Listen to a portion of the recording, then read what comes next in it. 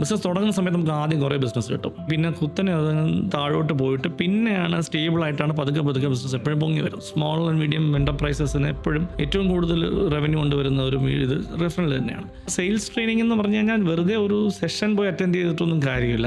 അതൊക്കെ ചുമ്മാ നമ്മൾ പോയിട്ട് അപ്പത്തെ മോട്ടിവേഷൻ എല്ലാം കഴിഞ്ഞ് പിന്നെ വീണ്ടും വരും, നമ്മൾ ഫയർ ഫൈറ്റ് ചെയ്യും, നമ്മുടെ രാവിലത്തെ പ്രശ്നങ്ങളിൽ നമ്മൾ മുങ്ങിപ്പോകും. ഇപ്പം ചായക്കടയിൽ വരെ അത്യാവശ്യം സോഫ്റ്റ്വെയറും സാധനങ്ങളും ഒക്കെ വെച്ചാൽ ചെയ്യുന്നത്. റൈറ്റ് ടൈമിൽ റൈറ്റ് ടെക്നോളജി അഡോപ്റ്റ് ചെയ്യാത്തത് കൊണ്ട് ഗ്രോ ചെയ്യാൻ പറ്റാത്ത സിറ്റുവേഷനിലോട്ട് വരുന്നുണ്ട്. ഇത് ഏത് പോയിന്റിലായിരിക്കും ഈ സാധനം മനസ്സിലാക്കി കഴിഞ്ഞാൽ ഇതിന്ന് എക്സിറ്റ് ചെയ്യാന്നുള്ള ഒരു ചടങ്ങുണ്ടല്ലോ.